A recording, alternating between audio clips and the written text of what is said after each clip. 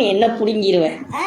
அதுதான் மேட்ரு இல்லை. இது இல்லாதனால ஒரு அப்படின்னு ஓகே சீக்கிரம் இருக்கிறது யோசிக்கலாம் ஒரு அர்த்தம் வேறு என்ன மாறிடுச்சு. இதை வந்து ஹூக்கப்போ இல்லை கேஷுவல் கூடயும் நம்ம கம்பேர் பண்ணல.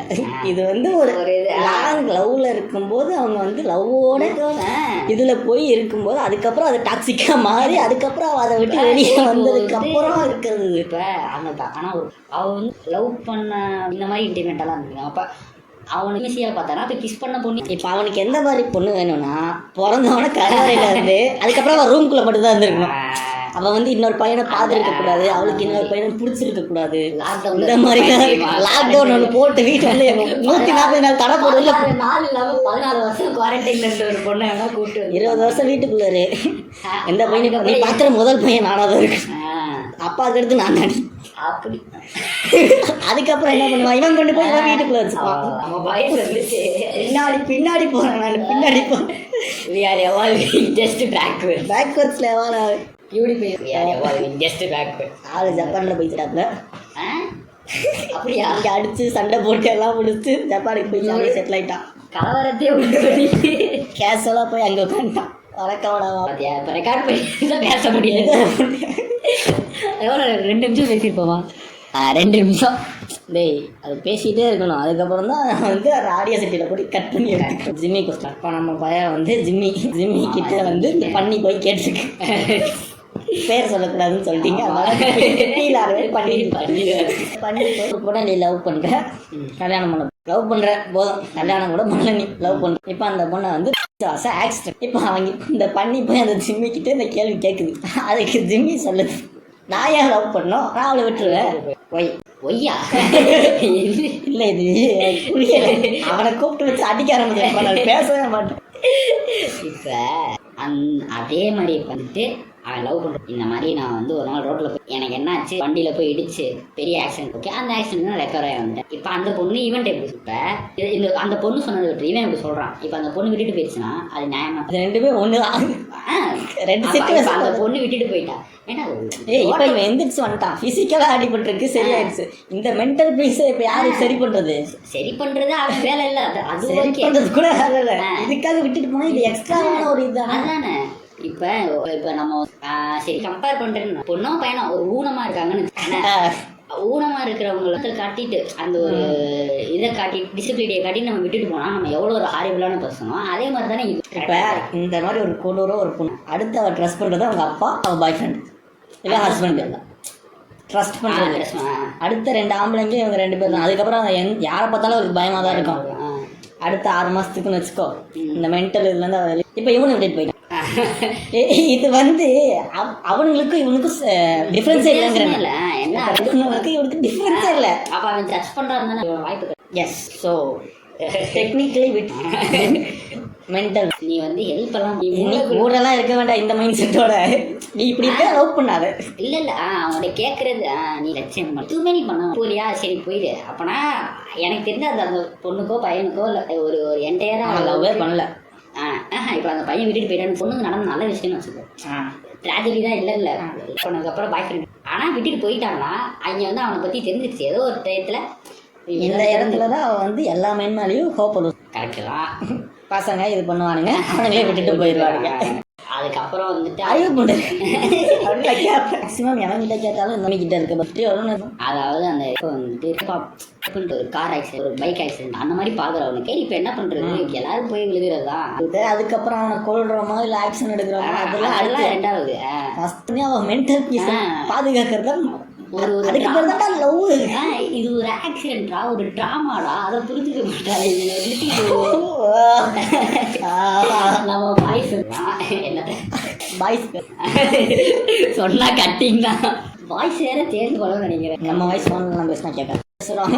இப்போ பேசுறது கேட்குமான்னு கூட எனக்கு தெரியலை. ஆனால் ஆமாண்டா இவன் கேட்குறானா, எங்கடா இருங்க அவன் கேட்குறான். சரி மச்சான் இருக்குடா. இப்போ நம்ம பேசுறது எந்த அளவுக்கு கிளாரிட்டியாக கேட்குது. எப்படி இருந்தால் எனக்கு பேச வருது.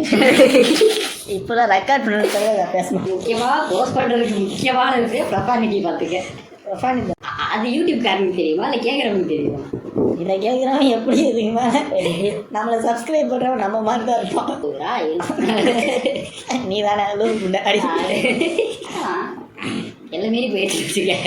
பீப்பெல்லாம் போட முடியாது, அவங்க அவ்வளோ டெக்னாலஜி. என்னடா அது கேட்டா பார்த்து இது ஒரு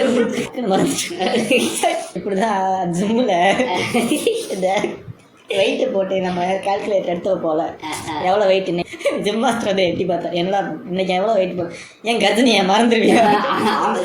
நான் எத்தனை ரெப்பு போட்டேன்னு மறந்துடுவேன். 4 ரெப்பு போட்டேன், 4 போட்டோமா 5 போட்டோமா, சரி முடிகிற வரைக்கும் மறதி மாட்டாங்க. நான் என்றைக்குமே நான் இப்போ போடலை, என்னைக்காச்சும் நான் ஒரே இது போட்டிருக்கேன் நான். ஏன்னா வந்து போட தெரியாது, இல்லை என்ன தெரியாது, நான் வந்து இந்த ஃபார்மை கரெக்டாக பண்ணும், இதில் தான் கான்சென்ட்ரேட் பண்ணல என்றது விட்றேன். சரி 10 போட முடிஞ்சா 10 போட போகிறேன், 2 போட முடிஞ்சா 2 போட. எனக்கு இப்போ பார்ட்னர் ஒருத்தனை ஒரே ஒரு நாள் அவனும் என்னைய விட ஒல்லியா, வெயிட்டும் தூக்க முடியல, 10 கிலோ நான் போட்டு எடுத்துட்டு இருந்தேன். 5 எக்ஸ்ட்ரா போடுவோம் ப்ரோ அப்படின்னா.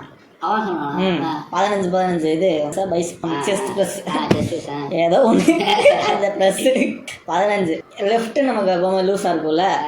நான் ஒரு 5-6 போட்டேன், ரொம்ப அவன் 1-2 போட்டு முக்கிட்டு இருக்கான். அப்புறம் இருக்குடா போட்டு இது மட்டும் இல்லை, எல்லாம் எக்ஸ்ட்ரா போடுறான். இந்த இது தம்புஸ்லாம் வச்சு பின்னாடி போல நான் 7 ரூபாய்க்கு தான் எடுத்து வச்சுட்டு இருக்கேன். ஆளு 10 கிலோ ப்ரோ தூக்கு டேய் டச்சு இருக்கிறதுக்குனே எடுத்துட்டு வரக்கூடாது, பார்ட்னருக்கு அப்படியா?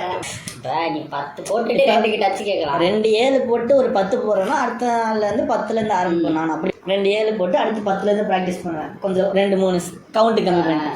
இவன் எடுத்தோன்னே 10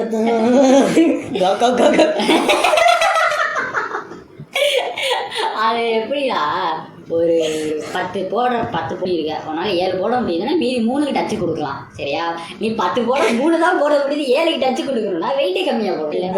லெக்குடு ஒரு 50 3 செட்டு ஸ்குவாட்ஸ் போட்டேன். சரி இது எடுத்து மாஸ்டர்னு சொல்லி நம்பி போட்டேன். 150 போட்டேன், காலில் வரல. அடுத்து ஸ்குவாட் மிஷினில் வெயிட் போட்டு 10 1 செட்டு, 15 2 செட்டு, 20 1 செட்டு போடணும். 4 செட்டா? அங்கே எப்போவுமே 4 செட்டு போடுறான்னா நான் 10ல் முக்குன்னு முக்கிய ஒரு 2 கவுண்ட் கீட்டேன். அப்புறம் வெயிட் வந்து அதிகம் பண்ண முடியல. சரி இதுலேயே ஒரு 5-5-5-5ன்னு போட்டு அவனை ஏமாற்றிட்டேன். லெக்கு பண்ண வாந்தியா வருது. அப்புறம் அது முக்குவாங்க ஃபுல்லாக வாந்தி எடுத்துட்டேன். ப்ரீ ஒர்க் அவுட்லாம் வெளியே வந்துருச்சு. நான் சொல்லியிருக்கேன் பார்த்தியா, அது வெயிட்டு போடல, காலை தப்பாக விரிச்சு ரத்தம் வந்து என்னடா பேசிக்கிட்டு நிற்கிறா 2 நாளைக்கு உட்கார முடியல பார்த்துக்க. அடுத்து ஆப்ஸ் கால் இங்கே இழுக்கும், விங்ஸு கால் ஃபுல்லாக எடுத்துட்டு அதெல்லாம் பிரச்சனை. இன்டென்ஸாக ஒர்க் பண்ண பாடி பில்டிங் ஃபிட்டாக இருக்கணும், அவ்வளோதான். அங்கே எப்படி போடுவாங்க தெரியுமா? பைஸ் ரைஸு 2 பேர் மொத்தம் பாடி பில்டர் ஸ்டேஜில் ஏறி இன்னொருத்தான் ஓரளவுக்கு ஓன மாதிரி இருப்பாங்க. வச்சு பைஸ் போடுவாங்க, ஓடி போய் ட்ரைஸ் போடுவானுங்க, ரெஸ்ட் கிடையாது, ஓடி போய் ட்ரைஸ் போடுவானுங்க, அப்புறம் ரெஸ்ட் பைஸ் போடுவானுங்க. எந்த அளவுக்கு பைஸ் போடுவானா, இந்த பாடி பில்டர் மூஞ்சிலாம் ரெட் ஆகி கண்ணுலேருந்து தண்ணி வந்துட்டு இருக்கும். அவனை ஏன்டா கஷ்டப்பட்டு அவனுக்கு 43 இன்னும் இந்த ஸ்டேஜ்லாம் பண்ணுறாரா? 6 பேக் வச்சுருக்கான். அப்பனா பண்ணுறது இல்லை காலில் நீ சொல்லுவல்ல ரொனால்டோக்கு அந்த மாதிரி. நான் 12th போகும்போதுலேருந்து அப்போ நான் அவனை பார்த்தேன், இப்போவும் அவனை பார்க்குறேன். அந்த அளவுக்கு அப்போனா பண்ணலாம். நம்ம டென்ஸ் வந்து அப்படி பண்ணுறவங்களுக்கு என்னன்னா ஒரு அதுவே வேலையாக இருக்கும். நமக்கு வேலைக்கு போக தான் இல்லை, அவன் வேலைக்கு இல்லைடா. இப்போ அதுக்கு நம்ம எவ்வளோ மெயின்டைன் பண்ணால் காலையில் இவ்வளோ சாப்பிட்ணும், இவ்வளோ தான் சாப்பிட்ணும். நம்ம அப்படிலாம் இல்லை, எக்ஸ்ட்ரா சாப்பிட்றத எக்ஸ்ட்ரா சாப்பிட போகிறோம். இதுக்காக தனியாக ஆள் அங்கேயே அப்படியே செட்டில் ஆயிடுவோம். என்ன சொல்லி கொடுத்து அதெல்லாம் பண்ணுவான். ஜிம் ஓப்பன் பண்ணி க்ளோஸ் பண்ணுற வரைக்கும் எல்லா வேலையும் எல்லாமே மாஸ்டர் ஃபஸ்ட்டே போனோம். குண்டான் இவனுக்கு எடுப்பார். ஜோன் don't judge book by its cover மாதிரி ஆள் எடுத்து வீடியோ கட்சி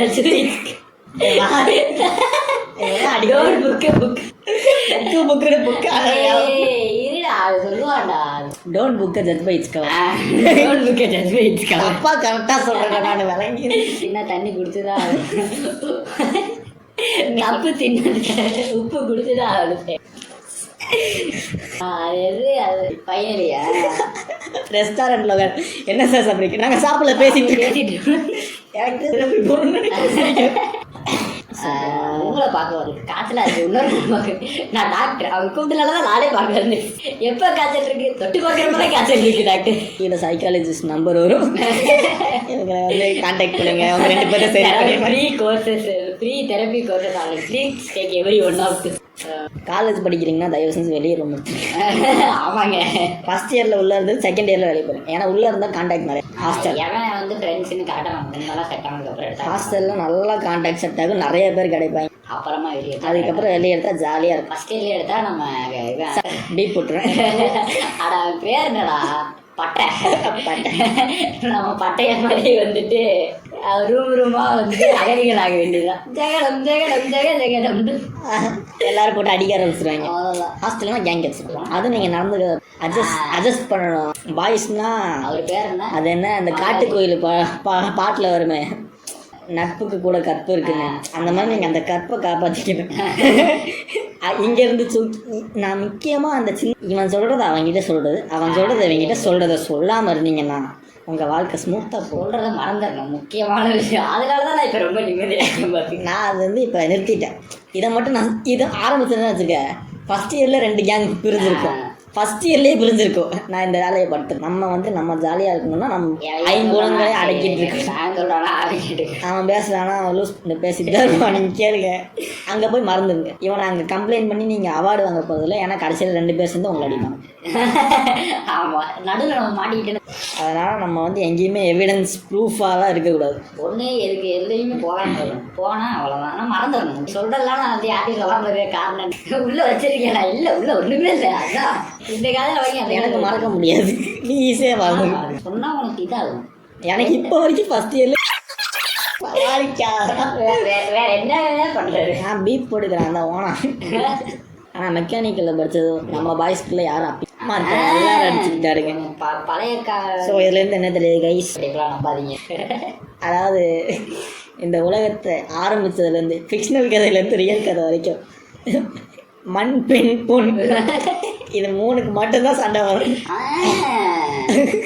இது 3 தவிர வேறு எதுக்குமே பசங்க அடிச்சுக்க போகுது. ஒரு வாரம் நடக்க போகுது சரக்கு கிடைச்சிக்குவாங்க. அது ஒரு குவாட்ரு அங்கங்கே லைன் பண்ணி டக்கு டக்குன்னு வாங்கி பசங்க குடிச்சு நம்ம காஜும் குடிச்சோம் அன்னைக்கு. நம்பிக்கையே நம்ம ராவா மிக்சியை போட்டு வாந்தி வாந்தி ரூம் ஃபுல்லாக சரக்குக்கு தண்ணி ஊற்றினா போகிறோம். சரக்கு மிக்சி அடிச்சா பற்றியா ஐயா நிற்கிறாண்டா. நான் போனால் நீங்கள் குடிச்சிருங்க. அதான் 6 மணி நேரமாக இங்கே நின்று பார்த்துக்கிட்டு இருக்கேன். இதெல்லாம் நிஜமாக நடக்குமா நான் நினச்சி கூட பார்த்தது. சரக்கு அடிக்கிறது மட்டும் எந்த பொறுத்து எக்ஸாஜரேட் பண்ணல. மச்சான் ஊற்றிக்கிட்டு இருக்கான். பிடிச்சி ஊற்றி கொடுத்துட்டாண்டா. புடி மச்சான் அழுகுறாண்டே. நான் குடிக்கவே இல்லை, நான் ஊற்றி கொடுத்தேங்க கேட்குறேன். நம்ப மாட்டேறியா. அப்புறம் 3 மணிக்கு போய் வாங்கிட்டு பிளாக்ல வேற படத்தில் காமிக்கிறதுல எது வேணாலும் கொஞ்சம் ஓவராக காமிக்கிறேன். சரக்கு அடிக்கிறது மட்டும் எந்த படத்துலையும் ஓவராக காமிக்கிற பற்றிக்கிட்டேன். இன்னைக்கு குட்டி அதிகமாக குடிக்கிறேன். உப்பிட்டேன். மூஞ்சியை பார்த்தாலும் தெரியுது. குடிச்சு எத்தனை நாள் 10 நாள் 10 நாளாக குட் பண்ணிட்டாங்கிறாங்க. ஓ 10 நாளாக குடிக்க வாய்ப்பு இல்லை. இங்கே காலேஜ்லேருந்து வீட்டுக்கு போயிருக்காங்க, அதனால குடிக்கல. அப்புறம் காலேஜுக்கு இப்போ தான் போகிறீங்கன்னா தம்மு இந்த சைடில் போகாது. அது யார் சொல்கிறது இல்லையா? நீ சொல்ல முடியாது, நான் சொல்லலாம். நானா சொல்லணும். நீ சொல்லக்கூடாது. போகக்கூடாது நானா சொல்லணும். நீ போனதே இல்லையா? அப்படி அப்படி எனக்கு தெரியும். எனக்கு தெரியுமே என்ன பிரச்சனைன்னு. என்ன பிரச்சனை? இப்போ நான் உள்ளே போயிட்டு வெளியே வந்துட்டேன்ல. அடி வாங்கின வந்தால் எப்படி வச்சாங்கன்னு சொல்ல முடியும். அடி வாங்க போகாதீங்கன்னு சொல்லலாம். வேடிக்கை பார்த்தா வந்து இப்படிலாம் அடிப்பாங்கன்னு சொல்லக்கூடாது. ஆமாம், நான் இங்கெல்லாம் இவ்வளோ பிரச்சனை நடக்க எதுக்கு போய் நான் சொல்லுவேன். உள்ளே இருந்து அடி வாங்கணும்னு தெரியும் எவ்வளோ அடி விழுகும்னு. அதனால் இதெல்லாம் போகாமல் நான் ஃபஸ்ட் இயரில் ஃபஸ்ட்டு டே ஜிம்முக்கு போனேன் பாய்ஸோட எக்ஸ்ப்ளோர் பண்ணுறதுக்கு. அதான் கடைசியாக போனது. அதுக்கப்புறம் இப்போ போயிட்டுருக்கோம், அது வேறு கதை. ஆனால் அந்த 2 வருஷத்தை ரிவியூ பண்ணிக்கிட்டேன். அந்த கேப்பில் நம்ம படிச்சிருக்கலாம். இல்லை நான் பட்ட பாட்ட தெரியுமா? அன்னைக்கு நீ போதையில கடைசியில் வரது என்ன வந்து கேட்குறாண்டா, தம்பி நீ குடிச்சிருக்கியாப்பா அப்படின்னு. நீ டீச்சரால வேற ஒண்ணுமாடா? நம்ம ஃபுல் ரெட் ஐஸ்ல உட்காந்துருக்கு. என்ன வந்து கேட்குறா, தம்பி குடிச்சிருக்கியாப்பா? அன்னைக்கு 3rd இயர்ல அப்போதான் ஃபஸ்ட்டு சரக்கு வைன் ஷாப்னே எனக்கு பண்ணாமல் நானும் காட்டு வச்சு ஆளுக்கு ஃபஸ்ட் டைம். அதுக்கப்புறம் சரக்குலாம் கிளாஸுக்குள்ளே போகிறேன். நான் குமிஞ்சு ஓடிட்டு வாசி மேய்க்காம உள்ள நியாயமாக தான் பிடிச்சுவாரு அவரு. பக்கத்தில் இருக்கிறார் அவனை. இவன் என்ன கிஷா பண்ண போறாங்க? பூஜை திருப்பிடாங்க நடிச்சு வாய் மட்டும் பக்கத்துலயே வரக்கு லூ தானே. குமிஞ்சு குமிஞ்சு ஓடி வந்துட்டான். அவர் வந்து பாப்பாரு எனக்கு தெரிஞ்சுக்க வேணாம்ப்பா, நீ குடிச்சிருக்கேன்னு எனக்கு தெரிஞ்சா நான் ரிப்போர்ட் பண்ண வேண்டியது வரும். நான் தெரிஞ்சுக்கல, அப்படியே தெரிஞ்சுக்காம விட்டுருவேன் அது. குடிச்சிட்டு கல்ச்சுரல்ஸ்ல மாட்டி சுத்தி உட்காந்து அதெல்லாம் தேவையா உனக்கு? அவங்க அப்பாட்ட சொன்னா என்ன ஆகும்? பேரை வந்து குஞ்சு எடுத்து போட்டுருவாரு. இது ஓண்டி புதைக்க வேண்டியதான். அவங்க அப்பா பேரை சொன்னாலே மூத்திர பேரோட அப்படி கட்டிட்டு இருக்காங்க. இல்ல ஒரு தடவை சொன்னா பார்த்தியா, உன் பேர் அவங்க அப்பா பேர் ஒன்னா இருக்குன்னு உனக்கெல்லாம் பயப்பட வேண்டியதா இருக்கு.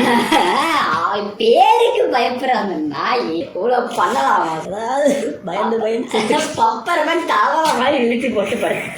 அதாவது ஒருத்தனால 13 மணி அவன் அதை தொடர்ந்து, அதாவது ஒரு வாரம் ஃபுல்லா காலையில் வரைக்கும் தூங்கவே மாட்டான். ஒரு ஷிஃப்ட்டு அன்னைக்கு டிரைவ் அப்போ அடுத்த நாள் காலையில் நான் எந்திரிச்சு வரேன், மச்சான் 3வது படம்டா அப்படின்னு பெருமை பார்த்த படத்தையே அதுக்கு. அந்த பிறந்த நாளைக்கு தானே டிரைவ் அன்னைக்கு காலையில். அப்படியா?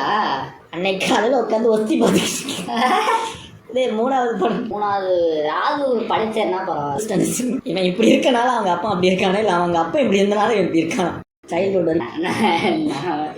வேணாம், அவன் போனா அப்புறம் வரன்னு பேச ஆரம்பிச்சு. அன்னைக்கு காலையில் 6 மணி இருக்குன்னு அவன் சைல்டுஹுட் ஆலையில ஒன்று கேட்ட வாழ்க்கையை வெறுத்து என்னது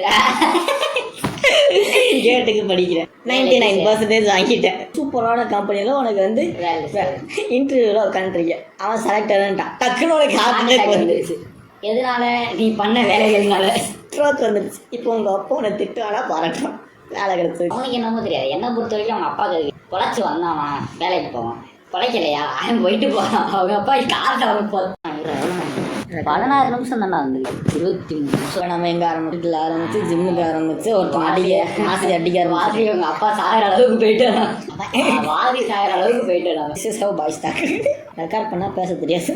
நீ நம்ம பேசும்போது டக்குன்னு ரெக்கார்ட் பண்ணி கொடுத்து பேசி போட்டுருக்காங்க. இந்த எஸ்ஐபி என்ன மாதம் 100 ரூபா, 4 டிஃப்ரெண்ட் எஸ்ஐபி குட்டி வந்துட்டு பாஸ் பண்ணி வச்சுருக்கேன். நம்ம வேலைக்கு பணத்தில் காசு என்னடா வீட்டிலேருந்து திருடி இன்வெஸ்ட் பண்ணிட்டு அந்த மாதிரி இருக்கு எனக்கு. குட்டி வந்து அதனால் இப்போ நான் வந்து இன்வெஸ்ட்மெண்ட்டை ஏன் மேலே போட்டு ஜிம்முக்கு போகிறது அந்த மாதிரி இப்போவே இன்வெஸ்ட் பண்ணி என்ன பண்ணணும், நம்ம சம்பாதிச்சா இன்வெஸ்ட் பண்ணலாம். நான் ஒரு இதை பெருசாக நான் கட்ட மாட்டேன்டா 4000 ரூபாய்க்கு. அப்படிதான் கேட்டேன். அவன் வந்து அதில் வந்து ஒரு 1000 ரூபா தந்தான். அதில் 500 அதில் வாங்கினதான் அந்த பேங்க். நான் ஃபெட்ரல் இது அசோக் லேலாண்ட் வாங்கினேன். பேங்க்கு ஐஓபியும் வாங்கினேன், அசோக் லேலாண்ட் வாங்கினேன். அது வாங்கினது வந்து கீழே போயிட்டே இருக்கு. எனக்கு வந்து 1000 ரூபா இருந்தது, இன்னைக்கு 200. அவ்வளோ இறங்கியிருக்கா? இல்லை மொத்தம் ஒரு இன்னைக்கு நீ இறங்கல அடிச்சுட்டு தான் இருக்காங்க மார்க்கெட்டை.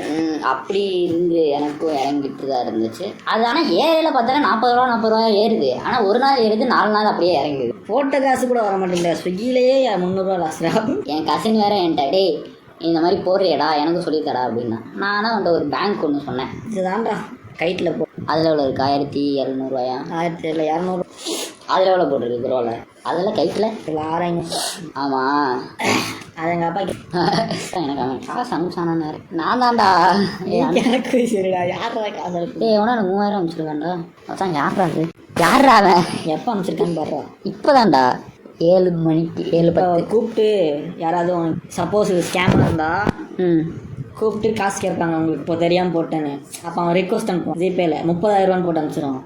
அப்போ நீ பேலன்ஸ் செக் பண்ணி போட்டு எவ்வளோ அனுப்பிச்சிருக்கான்னு பார்க்க போவியா, அந்த பின்னை அவன் ட்ராக் பண்ணி எடுத்து உன் மொத்த காசு எடுத்துடுறான். அதனால் அதெல்லாம் வந்தால் நீ டிக்ளைன் பண்ணி.